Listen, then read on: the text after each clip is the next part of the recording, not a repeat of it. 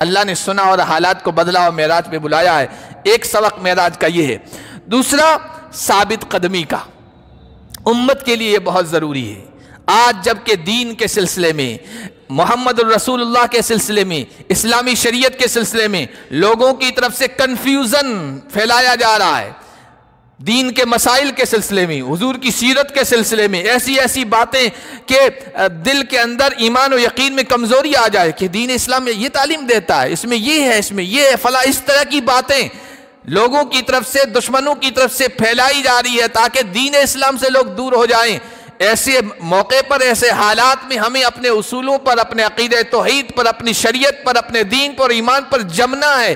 جب ثابت قدمی ہوگی نا تو پھر اللہ کی طرف سے مدد آئے گی۔ جب معراج کا واقعہ پیش آیا، عجیب و غریب واقعہ تھا۔ حضور نے قریش مکہ کو آ کے سنایا کہ میں راتوں رات یہاں سے مسجد اقصیٰ گیا ہوں، مسجد اقصیٰ سے اوپر کی دنیا میں گیا ہوں، جنت جہنم سب نظارے دیکھ کے آیا ہوں۔ تو قریش کے وہ جو حضور کے دشمن تھے، مخالف تھے، انہوں نے سوچا یہ اچھا موقع ہے محمد کے ماننے والوں کو محمد سے دور کرنے کا، کنفیوژن ان کے دلوں میں پیدا کرنے کا۔ ایسا ہو سکتا ہے راتوں رات میں گھوم کے آگے ہو؟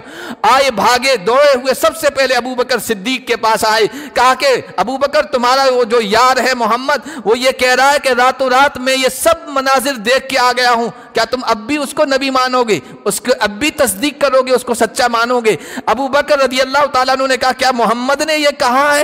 کہا محمد نے یہ کہا ہے، وہ کہہ رہا اگر چاہو تو ابھی تم کو لے چلو۔ کہا کہ پھر مجھے وہاں جانے کی تصدیق کرنے کی ضرورت نہیں، اگر محمد یہ کہہ رہا ہے تو پھر جو وہ کچھ کہہ رہا ہے میں اس کی تصدیق کرتا ہوں۔ اس سے بھی زیادہ بڑی بڑی عجیب باتیں وہ ہم سے بیان کر رہا، ہم اس کو بھی تو مان رہے ہیں، اس کو بھی تو تسلیم کر رہے ہیں۔ ہم نے آسمان نہیں دیکھے، آسمان کے اوپر کی دنیا نہیں دیکھی، ہم نے رب کو نہیں دیکھا، ہم نے جبرائیل امین کو نہیں دیکھا، ہم نے فرشتوں کی دنیا کو نہیں دیکھا، محمد ہم یہ کہہ رہا ہے یہ سب چیزیں ہم اس کو تسلیم کر رہے ہیں، تو یہ کیا چیز مشکل ہے؟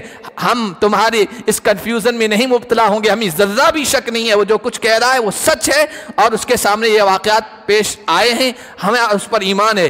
یہ ہے ثابت قدمی اپنے عقیدے پر، اپنے توحید پر۔ یہ ہوتا ہے نا تو پھر رب کی طرف سے مدد آتی ہے۔ ایک واقعہ اور معراج ہی کا ہے، اور یہ بھی ثابت قدمی کا ہے، چونکہ حالات اس طرح کے ہیں آج کہ مسلمانوں کو دین سے ہٹانے کی اس طرح کی کوششیں کی جا رہی ہے، اس طرح کی باتیں پیش کرنے کی کہ دین اور ایمان کے سلسلے میں یہ لوگ شک میں مبتلا ہو جائیں۔ اللہ کے نبی جب معراج پر گئے ہیں، آپ کا سفر جاری تھا، ایک موقع ایسا آیا اللہ کے نبی صلی اللہ علیہ وسلم کو خوشبو محسوس ہوئی، اللہ کے نبی کو خوشبو محسوس ہوئی۔ جبرائیل امین سے پوچھا یہ بہترین قسم کی خوشبو آ رہی ہے، یہ کہاں سے آ رہی ہے، کس کی ہے؟ جبرائیل امین نے کہا یہ فرعون کی بیٹی کو کنگھی کرنے والی ایک عورت کی اور اس کی اولاد کی خوشبو ہے۔ حضور نے پوچھا کیا معاملہ ہوا تھا جس کی وجہ سے اللہ نے ان کے ساتھ یہ معاملہ کیا ہے؟ کہا کہ فرعون کی بیٹی تھی، اس کو کنگھی کرنے والی ایک عورت رکھی ہوئی تھی، تو ایک مرتبہ کنگھی کرتے ہوئے کنگھی گری تو عورتوں کی عادت ہوتی ہے کچھ نہ کچھ جملہ بولتی ہے، تو اس نے کہا کچھ جملہ کہا فرعون کے بارے میں، اور پھر کنگھی اٹھائی اور بسم اللہ کر کے کنگھی کرنی شروع کی۔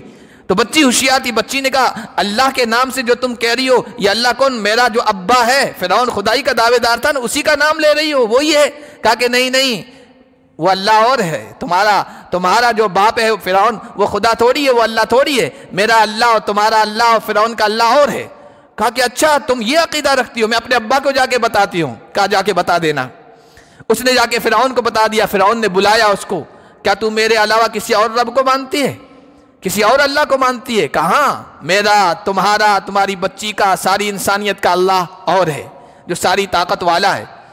کہا کہ اگر اس عقیدے کو نہیں چھوڑو گی تمہارے ساتھ بہت بڑا برتاؤ کروں گا، جو کچھ کرنا ہو کر لو، اللہ تو بس اوپر والا ہے، تم نہیں ہو۔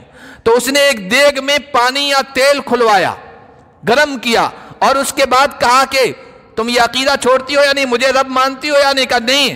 کہا اس کے اندر تیل کے اندر ڈال دیا جائے گا، جو کچھ کرنا کرو۔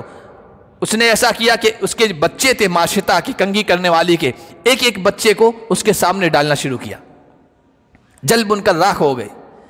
آخری جو بچہ تھا اس کی گود بھی تھا، دودھ پیتا بچہ تھا، اس کو اس نے چھیننا چاہا لیکن وہ پیچھے ہٹ گئی، اور یوں محسوس ہوا کہ یہ اپنے عقیدے کو چھوڑنے والی ہے، توحید سے ہٹنے والی ہے، اور یہ کہنے والی ہے میرا رب تو ہے، فرعون سے کہنے والی ہے۔ تو بچے کو اللہ نے بولنے کی طاقت، بچے نے کہا یا امّا اقتحمی، امی جان اس کے اندر کود پڑو، جان دے دو، فإن عذاب الدنیا اہون من عذاب الآخرہ، شرک کرو گی، اس کو خدا و اللہ مان لو گی تو دنیا کا عذاب تو بہت ہلکا ہے، آخرت کا عذاب بہت سخت ہے، اپنے آپ کو قربان کر دو۔ تو پھر وہ تیار ہو گیا اندر کودنے کے لیے۔